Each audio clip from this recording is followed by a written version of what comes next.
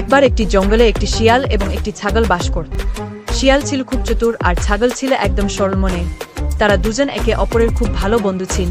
একদিন শিয়াল ভাবল, আজ আমি কিছু মজা করি। সে ছাগলের কাছে গেল এবং বল, হে ছাগল ভাই, তুমি জানো কি, ওই পাহাড়ের উপরে এক দারুণ মিষ্টি ফল গাছ আছে। গাছের ফল খুবই সুস্বাদু। তুমি যদি চাই আমি তোমাকে সেখানে নিয়ে যেতে পারি। ছাগলটি একটু অবাক হয়ে বল, সত্যি? আমি তো ওই গাছটা জানি না, তবে তুমি যদি আমাকে নিয়ে যাও তাহলে আমি তোমার সাথে যাব। শিয়াল মিষ্টি হাসি দিয়ে বল, চল আমি তোমাকে নিয়ে যাই, কিন্তু আগে কিছু খাবার নিয়ে চল, পাহাড়ে গিয়ে অনেক পথ পাড়ি দিতে হবে। ছাগল কিছু ঘাস ও পাতলা খাবার নিয়ে শিয়ালের সঙ্গে রওনা হল। তারা অনেকটা পথ হাঁটল আর শিয়াল বারবার বলছিল, আর একটু গেলেই আমরা পৌঁছাব।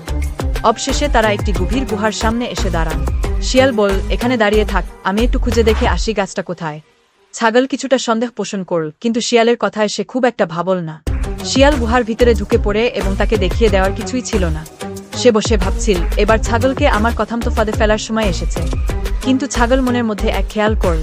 সে ভাবল, শিয়াল আমার সাথে কেন একটা লুকিয়ে যাচ্ছে, আর পাহাড়ের গাছ কেন একটা দূরে। তখন সে বুঝতে পারল শিয়াল তাকে ফাঁদে ফেলতে চাচ্ছে। তখনই ছাগল সিদ্ধান্ত নিল সে আর অপেক্ষা করবে না। দ্রুত সে গুহার মুখে গিয়ে ডাক দিল, শিয়াল ভাই, তুমি আসো, আমি তোমার জন্য অপেক্ষা করছি।